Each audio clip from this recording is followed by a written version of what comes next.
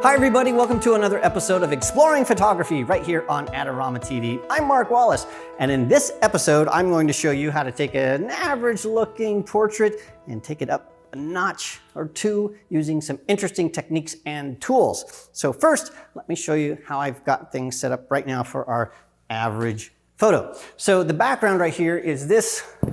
This is a foam core board. It's something you can get at any art supply store. It's 4 by 9 feet, something like that. Is a big foam core board, and it's black. So it's gonna give us just a black background. And then over here, I've got my Canon R5. It is in full manual mode at ISO 100 at 200th of a second. I don't know what the aperture value is yet because we haven't metered anything. But also, I'm tethered to this computer right here so we can see what's going on as we shoot. That's really gonna help us out in this situation. And then I've got a transmitter on there. That will trigger my Pro-Photo light. This is an old school Acute 2 Pro-Photo light. They don't even sell these anymore. It doesn't have any really light modifier on it. It just has a standard reflector that's gonna give us nice hard light on our model. And then also we have something that's happening back here, but not yet. So behind this foam core panel, I haven't done it yet, but we're gonna do some magic back here. So watch this spot because it's gonna be the thing that makes this a better and more spectacular portrait. Speaking of spectacular portrait, we need a spectacular model. And so we have Sydney. And so we're back in Parkwood Studios in Phoenix, Arizona. Sydney, it's so good to see you again. We've done some videos here in the past. And so now it's time for us to get started. So Sydney, let's have you come over here about 2 feet or so from our background. And the first thing I need to do is I need to meter the light. And so I've got this fancy Sekonic 858DU meter, and it's got a trigger built in that triggers my pocket wizard built into my Pro-Photo so I can meter the light. So I'm gonna go here and meter this, and it is metering right at f11. So f11 is the aperture value I need to set my camera to. So let's go over here. I'm gonna grab my camera. For these shots, we're gonna be shooting vertical in portrait mode. And so I'm gonna go in here, set my aperture value to f11. So there we go. And I'll frame this up really fast. Beautiful, I love that, Sydney. And then we'll just take a couple shots here. Let's have you move forward just a hair. There you go, just a hair. Just like that. I'm sorry, back a little bit. There we go, I like that. So there we go, we have our shots. Let's just take a look in Lightroom here, and we can see that these are okay. I like the contrast in these images. They're okay images. We can do some tonal corrections, we can do some color correction, and these will be decent photos that we could give you for your portfolio and send them out. But I think what we could do is use this. That's right, we're gonna use this drill to make these a better photo. So let's do that right now. All right, so how does this drill help us out? Well, the way it helps us out is it will change the background. What I wanna do is instead of having a solid background, is I wanna have a background that light comes through. So for light to come through that background, we need some holes. So that's what I'm gonna do. So I'm gonna come over here and look sort of where Sydney is standing. Okay, you can hop over there. And now the only thing I need to do is drill. Just drill. You can't really get this wrong. Just drill away.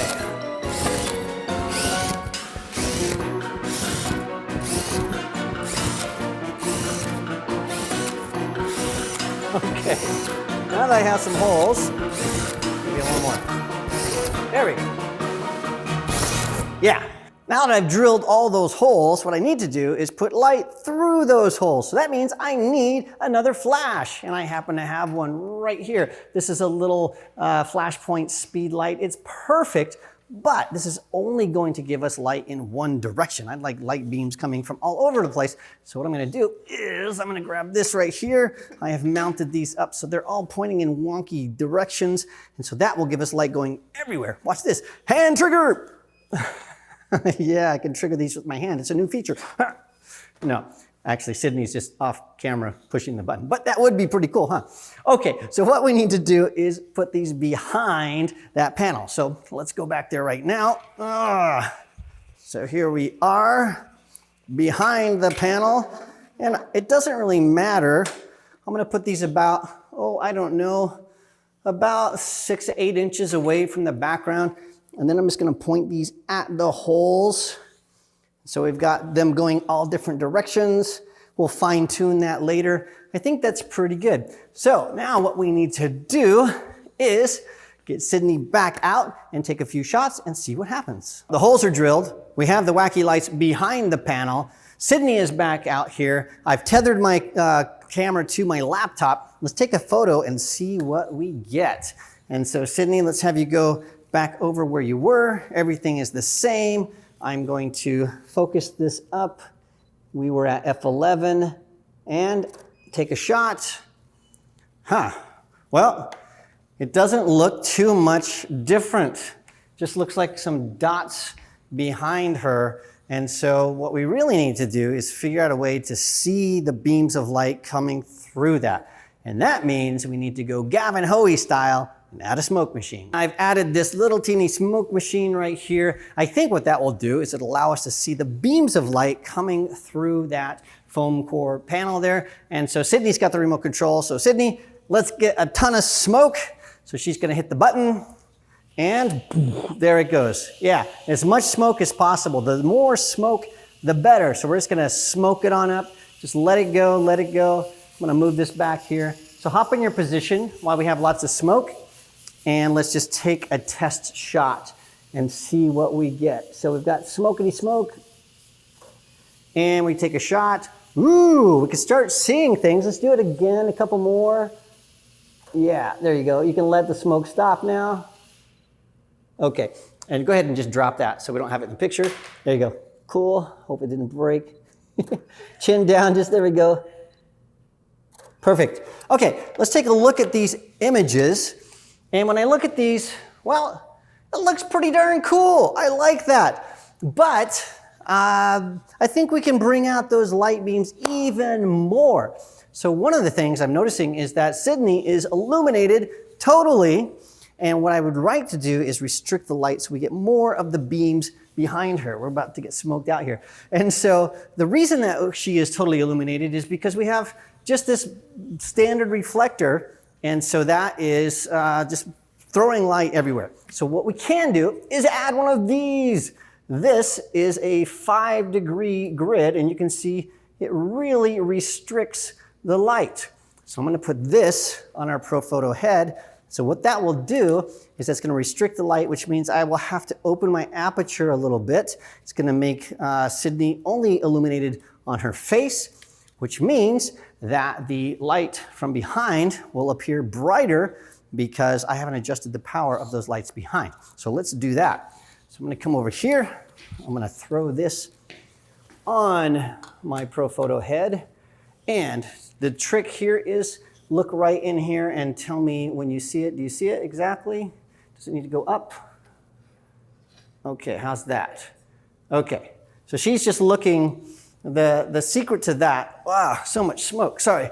But the secret to that is Sydney's looking at that dish to see exactly when she can see a perfect circle. That way we know if it's off kilter or not. So that's what she's doing. That's how I can judge that. Now what I need to do is I need to meter this. So I'm gonna come over here. I've got my light meter. Now because we have a grid that's so restrictive, I'm gonna have to meter a few times to make sure I get the hot spot, which is what I'm looking for. So I'm gonna come over here, I'm gonna meter, that says 7, metering, that says 7, 8. So it looks like 8. Yeah, so F8 is where we wanna be. So now what I'll do is I'm gonna come back over here. I'm going to change my aperture value from 11 down to 8. So I'm opening my aperture to let in more light. That will let in more of the light from behind her. And so what we need to do is we're gonna have to smoke it up again here. So that those lights behind should be brighter. This will be dimmer. I think that's gonna give us a better balance. So give us some smoke. All right. So much smoke. So we need to wait till that sort of smokes up even more. Okay, let's see what we have here. And one more time. There we go. Oh, so much better. So now we're seeing some of that stuff that we really like. Look at that, beams going everywhere. All right, I think, let me just take one more test shot here. Can you breathe over there and look right at me? Ah, I'm loving that. I'm loving that. Okay, so now that we have everything set up, we have our light from behind at wacky angles. We've got tons of smoke here. I don't know if you can see that on the camera, but I don't know, I can barely see the camera, it's so smoky. Well, we're about ready to start shooting, but before we do, I want to give you a quick recap of how everything is set. My camera is set to manual mode, f8 at ISO 1/200th of a second. And so at that shutter speed and aperture value, it eliminates all these lights, the video lights, so you don't see any of that. We only see the light from the flash. The flashes behind our foam core panel are set to manual mode at full power. They're at 100%, and I just have them set in wonky angles, so they'll come through that. But they're set in manual mode at 100%, and they're on remote mode, so they can be triggered from my camera, and I've got a radio trigger here triggering those flashes. Those flashes trigger my ProPhoto flash optically. My ProPhoto flash, I've had the power set so that it meters at f8 to match my camera settings, and also I have a grid on that ProPhoto head, and so it's right at Sydney's face, and so that's how we've restricted that light. Without further ado, let's start shooting. So we need to have this. Smoke it up.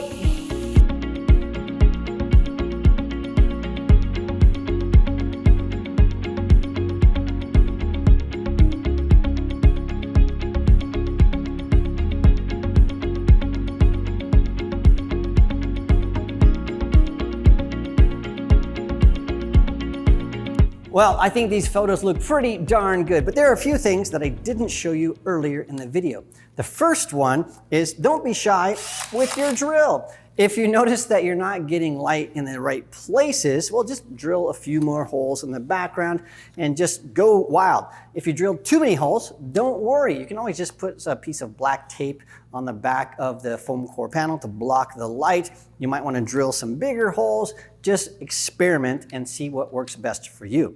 The second thing you might want to do is shoot tethered. Shooting tethered helps you to see exactly what's happening for a shoot like this. We got a lot of smoke, we got a lot of picky lights, and so to see exactly what's happening, having my camera tethered to my laptop allowed me to see exactly what was happening, and I could show Sydney so she could see where to look and how to pose and all of that kind of stuff. And I was able to do some light post-production, changing the color temperature, changing the shadows and highlights to make them a little bit more blue and making things a little bit more textured. And so doing that, I was able to save that as a preset. And so as we were shooting, Sydney could again see the end product as we were shooting. The other thing that you might want to do is if you're not using speed lights behind your foam core panel. So if you're using a larger reflector, maybe a 7-inch ProPhoto reflector or a D1 or maybe an Elinchrom, something that has a larger standard reflector and you're not seeing the results that we got in this video, you're probably going to need to add some grids to the lights behind the foam core panel. In my experience, shooting with my 7-inch ProPhoto grids, I have noticed that I need about a 15 to 20 degree grid to restrict the light and make it more directional so it comes through those holes and everything is more noticeable. And don't be shy with the smoke. Smoke it up, because the only way you're gonna see the light coming through those holes is if it reflects off some substance, and that substance needs to be smoke. So don't be shy with the smoke. If you're in a hot place like we are here in Phoenix, you're gonna have to turn off the air conditioning so that the smoke just doesn't go away. Close the windows, you're gonna need all of that smoke. And you need a fantastic model. So Sydney, thank you so much for being here in this video. If you want to see more of Sydney's work, check out a link to her Instagram in the description of this video. And also, don't forget to subscribe to Adorama TV and click the like button. That really helps me out making more videos. Thanks so much for joining me, and I will see you again next time.